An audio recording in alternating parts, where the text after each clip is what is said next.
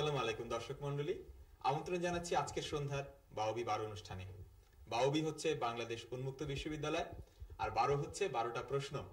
তাহলে চলুন আমাদের আজকের অনুষ্ঠানের প্রশ্নকারীদের সঙ্গে প্রথমে পরিচিত হওয়া যাক। আমার সবচেয়ে কাছে যিনি বসে আছেন, আমি রেজাউল করিম কনক।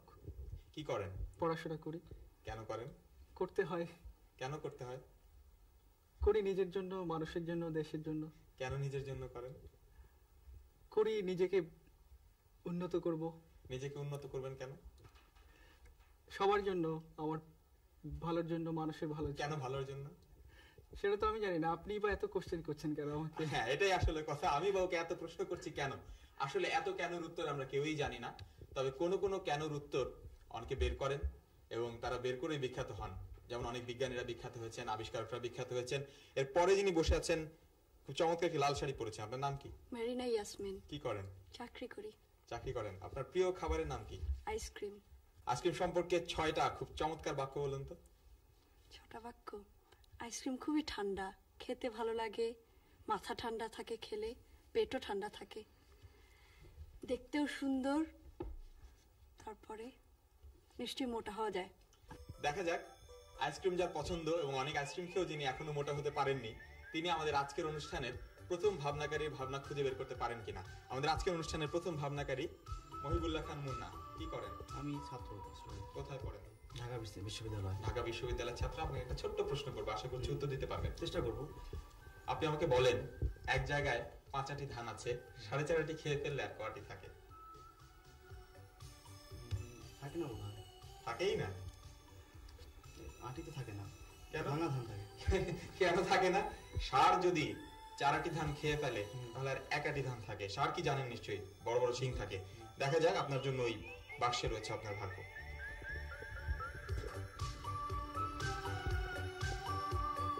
আপনার বিষয় এসেছে বিজ্ঞান। ভেবেছেন কিছু? একটু কাছে আসেন, আমাকে একটু বলেন কি ভাবলেন। চমৎকার, আপনি আপনার আসন গ্রহণ করুন। শুরু হচ্ছে বাউবি 12 বিজ্ঞান বিষয়ক প্রথম ভাবনা, বাউবি 1। আচ্ছা, তাহলে আপনাকে প্রশ্ন করা যাক। আপনি প্রস্তুত তো? হ্যাঁ, প্রস্তুত। আচ্ছা, আপনি বিজ্ঞানের যে বিষয়টি নিয়ে ভাবছেন সেটা কি কোনো যন্ত্র? হ্যাঁ, এটা একটা যন্ত্র। তাই যন্ত্র। এই যন্ত্র কি আমাদের প্রতিদিনের কাজে লাগে? না, আপনি বোধহয় হেয়ার ড্রায়ার কথা ভাবছেন, এরকম কিছু না। আচ্ছা, লাগে না প্রতিদিনের কাজে। আচ্ছা, এটা কি যাতায়াতের কাজে লাগে আমাদের? হ্যাঁ, লাগে। লাগে। আগে লাগতো, এখন কম লাগে। যাতায়াতের কাজে লাগে। আচ্ছা, তাহলে এটা কি অনেক আগে আবিষ্কার করা? হ্যাঁ, অবশ্যই, আমার জন্মের অবশ্যই আগে। তাই, অনেক আগে। আচ্ছা, এই যন্ত্রের সাহায্যে কোনো শক্তি উৎপন্ন করা যায় আমাদের? হ্যাঁ, করা যায়। করা যায়। আচ্ছা, এই যন্ত্রে কি বিদ্যুৎ শক্তি উৎপাদিত হয়? করা যায়। আচ্ছা, এই যন্ত্রের আবিষ্কার কি 200 বছরেরও আগে? হ্যাঁ, প্রায় 200 বছর, ইংরেজ আমলে। এত আগে? আচ্ছা, এই যন্ত্রের জন্য পানি কি অন্যতম উপাদান? পানি ব্যবহার করা হয় যন্ত্রে? হ্যাঁ, যন্ত্রে পানি ব্যবহার করা হয়, কোনো উপাদানটা ঠিক না। ব্যবহার করা হয় পানি দিয়ে, এটা দিয়ে চালানো। আচ্ছা, উত্তরটা বোধহয় তাহলে আমরা পেয়ে গেছি। আপনি নিশ্চয়ই স্টিম ইঞ্জিনের কথা ভাবছেন। হ্যাঁ, আপনি ঠিক ধরেছেন। আচ্ছা, স্টিম ইঞ্জিন বা বাষ্পীয় ইঞ্জিন। 1766 সালে যখন স্কটল্যান্ডের জেমস ওয়াট এই স্টিম ইঞ্জিন আবিষ্কার করেন, তখন বিজ্ঞানের জন্য এটা ছিল এক উল্লেখযোগ্য অগ্রগতি। জেমস ওয়াটের আগে আরও কয়েকজন গবেষণা চালালেও ওয়াট প্রথম সাফল্য লাভ করেন একটি কার্যকর মডেল তৈরিতে। এই স্টিম ইঞ্জিনের মূল অংশগুলো হল বয়লার, কন্ডেন্সার, ইনজেকশন পাম্প ইত্যাদি। পানি থেকে বাষ্প তৈরি করে সেই বাষ্পকে চাপ প্রয়োগ করে শক্তিতে রূপান্তরিত করাই হল স্টিম ইঞ্জিনের কাজ। এই আবিষ্কারের ফলে যানবাহন চলাচলের ক্ষেত্রেও পৃথিবীর মানুষ এক ধাপ এগিয়ে যায়। রেলগাড়িতে শুরু হয় স্টিম ইঞ্জিনের সাহায্যে ইঞ্জিন চালানোর ব্যবহার, যেখানে আগে ঘোড়ায় টানা ইঞ্জিনই ছিল একমাত্র উপায়। তারপর পৃথিবী এগিয়ে গেছে অনেক দূর। তবুও আজ থেকে 200 বছরের বেশি আগে এই আবিষ্কার ছিল এক বিরাট পদক্ষেপ। আমরা কিন্তু অনেক বাসাতেই বাষ্পচালিত একটি যন্ত্র ব্যবহার করে থাকি, সেটি হচ্ছে প্রেসার কুকার। চলুন শুরু হোক বাউবি 12 বিজ্ঞান বিষয়ক দ্বিতীয় ভাবনা, বাউবি 1। আচ্ছা, আপনি কি ভেবেছেন কিছু দ্বিতীয় ভাবনা? এবারের ভাবনা কি আপনার কোনো বিজ্ঞানীকে নিয়ে?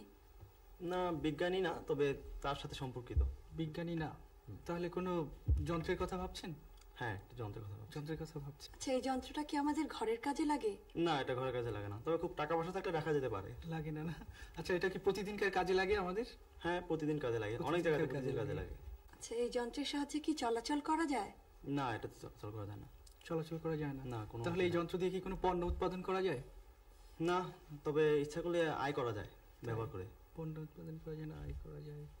আচ্ছা, এই যন্ত্র ব্যবহার করতে কি কোনো জ্বালানি লাগে? পেট্রোল, ডিজেল বা কেরোসিন? না, কোনো তরল জ্বালানি লাগে না। তরল জ্বালানি লাগে না? তাহলে এটা কি বিদ্যুৎ চালিত? হ্যাঁ, বিদ্যুৎ চালিত। বিদ্যুৎ চালিত। আচ্ছা, বাংলাদেশের সব শহরে কি এই যন্ত্র ব্যবহার করা হয়? প্রায় সব শহরেই, সব শহরেই। সব শহরেই? আচ্ছা, এই যন্ত্র কি সহজে বহনযোগ্য? না, সহজে বহনযোগ্য না, সবার জন্য না। সহজে বহনযোগ্য না সবার জন্য। আচ্ছা, এই যন্ত্রের সাহায্যে কি কোনো শব্দ শোনা যায়? খুব আস্তে শব্দ হয়, শোনা যায় না। আচ্ছা, এই যন্ত্রটা কি তাহলে কোনো চিকিৎসার কাজে ব্যবহার করা যায়, বা কোনো রোগ নির্ণয় করতে পারি আমরা এই যন্ত্রটা ব্যবহার করে? না, না, রোগ নির্ণয় তাও করা যায় না। আমার মনে হয় আর আপনাদের প্রশ্ন করার সুযোগ দেওয়া যাবে না। হ্যাঁ, 12টা প্রশ্ন হয়ে গেছে এবং আমাদের আজকের প্রশ্নকারীদের 12টা বেজেছে। প্রায় এরকম প্রশ্নকারীদের 12টা বেজে থাকে এবং ভাগ্য খুলে যায় আপনাদের। দর্শক মণ্ডলী, আপনাদের এই প্রশ্নের উত্তর পাঠাতে হবে আগামী 15 দিনের মধ্যে আমাদের ঠিকানায়। আমাদের ঠিকানা প্রযোজক বাওবি 12, বাংলাদেশ উন্মুক্ত বিশ্ববিদ্যালয়, teachers training college campus, Dhanmondi, Dhaka 1205। ঠিকানাটা আমি আবার বলছি, প্রযোজক বাওবি 12, বাংলাদেশ উন্মুক্ত বিশ্ববিদ্যালয়, teachers training college campus, Dhanmondi, Dhaka 1205। আচ্ছা, আপনাকে এবার একটা মজার প্রশ্ন করছি। আপনি কি গাড়ি চালাতে পারেন? না, গাড়ি চালাতে পারি।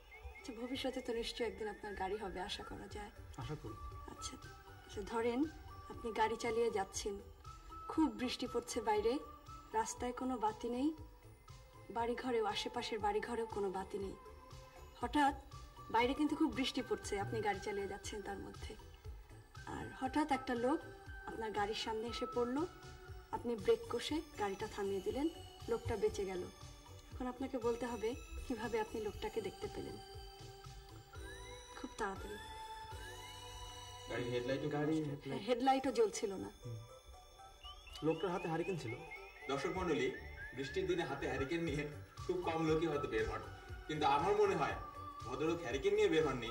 সেদিন আসলে দিনের বেলা ছিল, দিনের বেলায় বাতি না থাকলে, হেডলাইট না থাকলে, ঘর বাড়িতে বিদ্যুৎ না থাকলেও তাকে দেখাই যেত। আমাদের আজকের অনুষ্ঠানের দ্বিতীয় অতিথি সুদূর খুলনা থেকে এসেছেন রাজনা। রাজনা কি করেন? পড়াশোনা করি। পড়াশোনা করেন কোথায়? খুলনা আজম খান কমার্স কলেজে। বাণিজ্যের ছাত্রী। জি, অঙ্ক ভালোই পারেন? মোটামুটি। খুব তাড়াতাড়ি আমি আপনাকে একটা অঙ্ক দেবো, আপনি উত্তরটা বলবেন। 1040 এর সাথে 1040 যোগ করেন। 1080। 1040 এর সাথে 1040। 2080। তার সাথে 10 যোগ করেন। 2090। তার সাথে 10 যোগ করেন। 3000। 3000। জি। 2100। যাই হোক, আপনার জন্য রয়েছে এখানে ভাবনা, আপনি আপনার ভাবনা তুলে নিন।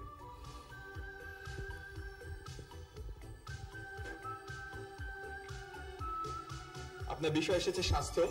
তার আগে একটি কথা আছে, যে মজার প্রশ্নটি আমি করলাম সেটি আমাকে পাঠিয়েছেন ওয়ার নিজাম রোড, চট্টগ্রাম থেকে শিপু। শিপু, আপনাকে ধন্যবাদ, এবং ধন্যবাদ আপনাকেও রাজনা।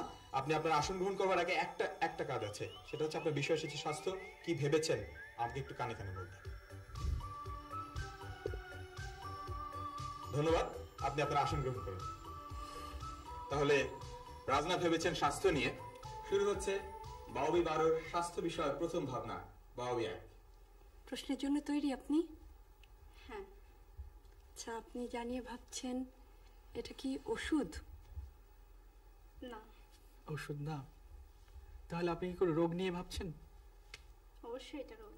রোগ নিয়ে ভাবছি অবশ্যই। আচ্ছা, রোগটা কি সংক্রামক? হ্যাঁ। সংক্রামক রোগ। রোগটা কি আমাদের দেশে দেখা যায়? অবশ্যই দেখা যায়। আচ্ছা, টিকা দিয়ে কি এই রোগের প্রতিরোধ সম্ভব? হ্যাঁ, অবশ্যই সম্ভব। সম্ভব। আচ্ছা, এই রোগে কি রোগীর খুব বেশি সর্দি, কাশি বা শ্বাসকষ্ট হয়? না, তা হয় না। হয় না। তাহলে কি এই রোগের ফলে কি পঙ্গুত্ব দেখা দিতে পারে? হ্যাঁ, পঙ্গুত্ব হতে পারে। পঙ্গুত্ব হতে পারে। আচ্ছা, তাহলে সম্ভবত আমরা বুঝে ফেলেছি এটা পোলিও। হ্যাঁ, আপনি ঠিক ধরেছেন, এটা পোলিও। পোলিওমাইলাইটিস। পোলিওমাইলাইটিস রোগটি পোলিও নামেই বেশি পরিচিত। এই রোগটি সংক্রামক। অ্যান্টারোভাইরাস জনিত এই রোগটি মূলত হাঁচি ও কাশির মাধ্যমেই ছড়ায়। এই রোগ হলে প্রথমে মাথা ব্যথা ও মৃদু জ্বর হয়। অনেক রোগী এরপর একদম সুস্থ হয়ে যান, কিন্তু অনেক ক্ষেত্রেই এই রোগটি মারাত্মক হয়ে দেখা দেয়। পোলিও ভাইরাস কেন্দ্রীয় স্নায়ুতন্ত্র ও স্নায়ুরজ্জুর গ্রে ম্যাটার বা ধূসর বস্তুকে আক্রান্ত করে এবং অ্যান্টেরিয়র হর্ন সেলগুলোকে ধ্বংস করে দেয় অথবা মারাত্মক ক্ষতি সাধন করে। ফলে রোগীর স্নায়বিক দুর্বলতা দেখা দেয়। প্রথমে মাংসপেশিতে তীব্র ব্যথা হয় এবং পরে রোগী আংশিক অথবা সম্পূর্ণভাবে চলৎশক্তি হারিয়ে ফেলে পঙ্গুও হয়ে যেতে পারে। সময় মতো টিকা দিলে এই রোগটি প্রতিরোধ করা সম্ভব। ইপিআই টিকাদান কেন্দ্রগুলিতে শিশুদের এই টিকা দেয়া হয়। বিশ্বব্যাপী এই টিকাদান কর্মসূচি সফল হলে গুটি বসন্তের মতো এই রোগটিও একদিন পৃথিবী থেকে নির্মূল করা সম্ভব হবে। আপনারা নিশ্চয়ই শুনেছেন, সবাইকে টিকা দিতে পারলে গুটি বসন্তের মতো পোলিও থেকেও আমরা চিরদিনের জন্য মুক্তি পাব। সুতরাং সবচাইতে ঠিক কাজটি হবে আজকে আপনার শিশুকে পোলিওর টিকা দিতে টিকাদান কেন্দ্রে নিয়ে যাওয়া। তাহলে চলুন যাওয়া যাক বাবি বারো স্বাস্থ্য বিষয়ক দ্বিতীয় ভাবনায়। আচ্ছা, আপনি দ্বিতীয় ভাবনা ভেবেছেন? নিশ্চয়ই ভেবে ফেলেছেন। হ্যাঁ, ভেবেছি। আচ্ছা, তাহলে আপনি যা ভাবছেন এটা কি কোনো ওষুধ? না, এটা ওষুধ না। ওষুধ না। তবে কি এটা কোনো অসুখ? না, এটা অসুখও না। অসুখও না। আচ্ছা, তাহলে কোনো আপনি বিশেষ ব্যক্তিত্ব বা চিকিৎসকের কথা ভাবছেন? বড়? না না, তাও না। তাও ভাবছেন না? আপনি কি ওষুধ সংক্রান্ত কোনো আবিষ্কারের কথা ভাবছেন? না, আপনাদের মোটেই হচ্ছে না। তাই? তাহলে কোনো স্বাস্থ্য বিষয়ক প্রতিষ্ঠানের কথা কি ভাবছেন আপনি? হ্যাঁ, এটা প্রতিষ্ঠান হতে পারে। প্রতিষ্ঠান হতে পারে? আচ্ছা, এই প্রতিষ্ঠানে কি ওষুধ তৈরি করা হয়? না। হয় না। আচ্ছা, কি বলা যায়? হয় না, তবে ঔষধ দেয়া হয়। দেয়া হয়। আচ্ছা, এই প্রতিষ্ঠানটা কি বাংলাদেশের? হ্যাঁ। বাংলাদেশে। তাহলে তো আচ্ছা, আর একটা মাত্র প্রশ্ন করব। এই প্রশ্নের উত্তর হ্যাঁ হলে কিন্তু আমরা পেরে যাব। এখানে কি রোগীর চিকিৎসা করা হয়? হ্যাঁ, করা হয়। তাহলে তো আমরা পেরে গেছি, এটা নিশ্চয়ই হাসপাতালের কথা ভাবছেন না? হ্যাঁ, আপনার ঠিকই ধরেছেন। আচ্ছা, তাহলে আপনাকে একটা মজার প্রশ্ন করি আমি। হ্যাঁ, প্রস্তুত আছেন তো? আচ্ছা, ঠিক আছে। ধরেন 15 তলা একটা বিল্ডিং এর 14 তলা আগুন লেগে গেছে। 14 তলা 15 তলা দাও দাও করে জ্বলছে। 13 তলাতে একজন লোক চিৎকার করে হেল্প হেল্প করে চিৎকার করছে। তো 11 তলা থেকে লোকটা কিভাবে নামবে? ওখান থেকে লাফ দিবে। লাভ দিবে? তো বাঁচার জন্য তো লাভ দিচ্ছে, বাঁচার জন্য তো চেষ্টা করতেছে, লাভ দিলে তো মরেই যাবে। আসলে উত্তরটা কি? আসল উত্তরটা পারতেছেন না কেন? সিঁড়ি কি নেই বিল্ডিংটার উপরে? তো 14 তলাতে আগুন লেগে গেছে, বাকিটুকু তো সিঁড়ি নেই। এই অনুষ্ঠানের শেষ অতিথি রিমা রফিক। আপনার জন্য একটা ছোট্ট প্রশ্ন আছে, অভিনয় করে দেখাতে পারবেন না? এক বোবা হোটেলে ভাত খেতে গেছে, তাকে সে কিভাবে বলবে, তাই না? সে দেখাচ্ছে। এক অন্ধ চুল কাটাতে গেছে, সে কি করবে? অন্ধ সে বলবে আমি চুল চুল কাটবো। চমৎকার, সে বলবে আমি চুল কাটবো। অন্ধ তো কথাই বলতেই পারে, সে চোখে দেখতে পায় না। আপনার জন্য এখানে বিষয় আছে, বিষয় আছে, বিষয় না বেছেই ওইখানে বলবেন না, এর ভেতরে বিষয় আছে। আপনার বিষয় এসেছে ঐতিহ্য। ঐতিহ্য নিয়ে নিশ্চয়ই চিন্তা ভাবনা করেন অভিনয়ের পাশাপাশি। করেন?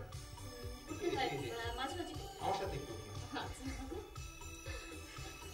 কি ভেবেছেন? হ্যাঁ হ্যাঁ হ্যাঁ, তিনি ঠিকই বলেছেন।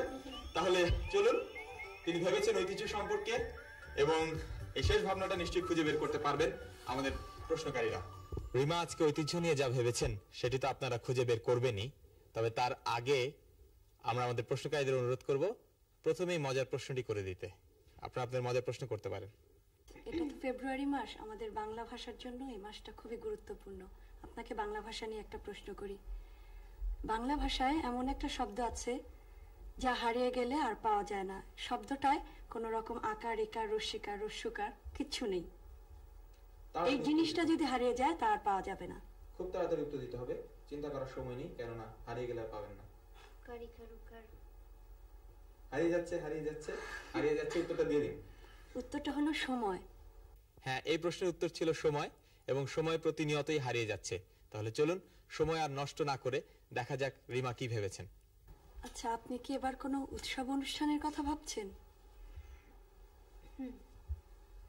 উৎসবের কথা ভাবছেন? আচ্ছা, এটা কি তাহলে কোনো ধর্মীয় উৎসব? না, ধর্মীয় উৎসব না। ধর্মীয় উৎসব না। তবে কি এটা কোনো সাংস্কৃতিক উৎসব? হ্যাঁ, সাংস্কৃতিক উৎসবটা কি কোনো ঘটনা বা বিষয়কে কেন্দ্র করে হয়? ঘটনা। এটা কি আমাদের দেশের সব জায়গায় একসাথেই হয় এই উৎসব? একসাথে হয় না, তবে হয়। আচ্ছা, এটা কি শুধু ঢাকাতেই হয় অনুষ্ঠানটা? হ্যাঁ, আপাতত ঢাকাতে হচ্ছে, তবে বাংলাদেশের অন্যান্য জায়গাতেও হয়। উৎসবটা কি একদিনের জন্য হয়ে থাকে? না। একদিনের জন্য না? তাহলে এটা কি কোনো প্রকার মেলা? এক ধরনের মেলা। এক ধরনের মেলা। আচ্ছা, এই মেলাতে কি কোনো বিশেষ পণ্যকে প্রাধান্য দেওয়া হয়ে থাকে, যেমন বই? উত্তর মনে হয় খুব কাছাকাছি এসে গেছে। বই? তাহলে তো পেরে গেছি বোধহয় আমরা। এটা বই বই মেলা, মেলা, একুশের নিশ্চয়ই। বই মেলা। বই মেলা। 21শে ফেব্রুয়ারির সঙ্গে বাংলা একাডেমির বইমেলা এখন অঙ্গাঙ্গিভাবে জড়িত। বাংলাদেশ স্বাধীন হওয়ার পর 1972 সনে বাংলা একাডেমিতে বইমেলা অনুষ্ঠিত হয় প্রথমবারের মতো। তারপর থেকে আজ পর্যন্ত প্রতি বছর অনুষ্ঠিত হয়ে আসছে।